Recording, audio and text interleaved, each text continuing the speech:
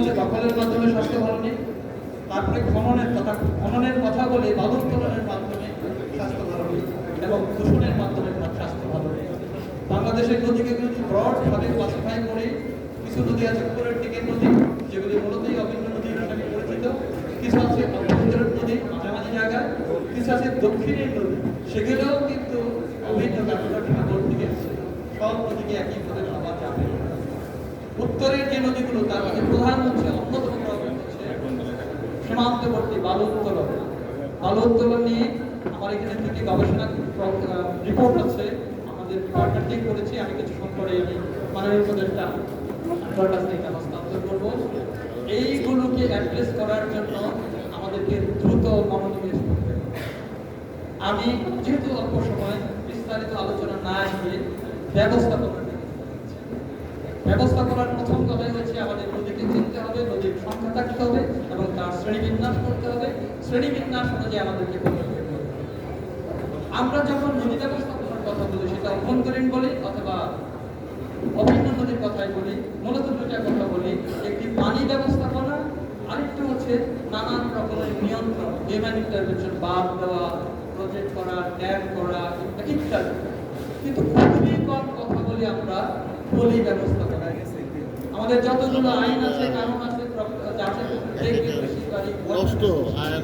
অথচ এই দেশ কিন্তু পলি দ্বারা তৈরি। নদী তো শুধু একটা বাহক, নদী শুধু এনেছে। আজ থেকে ৬০ বছর আগে দেখা যায় আমাদের টোটাল পলির পরিমাণ ছিল ৩ বিলিয়ন টন, আর এখন এটা দাঁড়িয়েছে ১.৫ বিলিয়ন। অর্ধেক পলি আমাদের নাই, কোথায় গেল এই পলি? আর যেটুকু আছে সেইটুকু সমানভাবে বিস্তৃত নয়। পড়ার কথা ফ্লাড প্লেনে পড়ছে নদী। ফলে কি হচ্ছে, এইটা যদি চলমান থাকে বাংলাদেশ দ্রুত সাবসিডেন্স হয়ে যাচ্ছে। আমাদের কাছে এই সাবসিডেন্স নিয়ে কোনো ডেটা নাই, ভয়ানক রকমের শূন্যতার মধ্যে আছে। আমাদের ফ্লো নিয়ে যত ডেটা আছে, সেডিমেন্ট নিয়ে তত ডেটা নেই।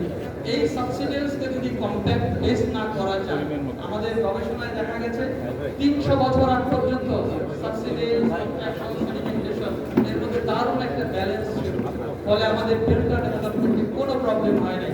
কিন্তু গত ৬০ বছরে যা ঘটছে এই দেশে এবং বাইরে, তাতে আমাদের দেশে ভবিষ্যৎ মর্ফোলজি, ইকোলজি, টোপোগ্রাফি, এমনকি হিউম্যান এক্সিস্টেন্স নিয়ে আমরা ভুলে যাচ্ছি। ক্লাইমেট চেঞ্জকে আমরা একটা বড় সমস্যার কথা বলি, অবশ্যই একটি সমস্যা, তার মধ্যে ভয়াবহ সমস্যা হচ্ছে আমাদের এই নদী কেন্দ্রে। এইটাকে যদি দ্রুত আমরা সমাধান করতে না পারি, তাহলে আমাদের অস্তিত্বের মুখোমুখি আমরা এসে যাব। সেই ক্ষেত্রে আমি ভবিষ্যতের কথা চিন্তা করে খুবই সংক্ষেপে 2 মাত্রিক অ্যাকশনের কথা বলব। একটি হচ্ছে আমাদের দেশের ক্ষেত্রে ঘরের ভিতরে যা আমরা প্রতিদিন করার একটি সুষম সময়, সুন্দর মুহূর্তে আমরা এখন অবস্থান করছি। আমরা এখনো জানি না ভারতের ইন্ডিয়ান রিভার লিঙ্কিং প্রজেক্টে তারা কোথায় আগাচ্ছে। ওটা যদি ঠিক মতো তারা বাস্তবায়ন করে, আমাদের এক্সিস্টেন্স নিয়ে আমরা সার্ভাইভ করতে পারবো না। আমাদের দৃষ্টি দিতে হবে ইন্ডিয়ান রিভার লিঙ্কিং প্রজেক্টে কি হচ্ছে, কারণ আমরা তথ্য শূন্যতায় আছি। উপর দিয়ে বৃষ্টি আসে, আমরা জানি স্যাটেলাইট আছে, বৃষ্টিপাত আসে, আমরা জানি রেইনফল ডেটা আছে, কিন্তু ওখানে কি হচ্ছে সেটা আমরা জানি, আমাদের তথ্য দরকার। শেষে আমি বলবো, আজ থেকে প্রায় ৩৫ থেকে ৪০ বছর আগে আমি যখন আমার ক্যারিয়ার শুরু করেছিলাম, খুলনায় একটা সেমিনারে বলেছিলাম, সেটা হচ্ছে বাংলাদেশের নদী এবং নদী ব্যবস্থা নিয়ে যতটুকু আমাদের নলেজ আছে, enough knowledge, we have enough scientific knowledge, but the solution is political.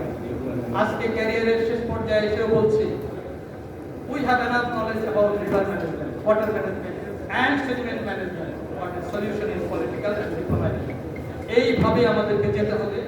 এমন একজন নেতৃত্বকে এখানে আমরা পেয়েছি, দুইটা মন্ত্রণালয়, একটি হচ্ছে পানি, একটি হচ্ছে পরিবেশ, যিনি পরীক্ষিত সৈনিক, আমাদের সকলের আপা, তাকে আমরা কেউ কিন্তু ম্যাডামও বলি না, আমাদের সকলের আপা, তার নেতৃত্বে আপনি যদি আছে।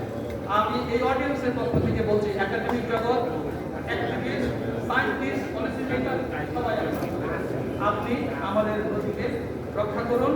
আমরা তা না হলে সার্ভাইভ করতে পারবো না। আর আমি যে গবেষণা করেছি, এই সুযোগে মাননীয় উপদেষ্টা মহোদয় আমাদের আহ্বান করেছেন, এটা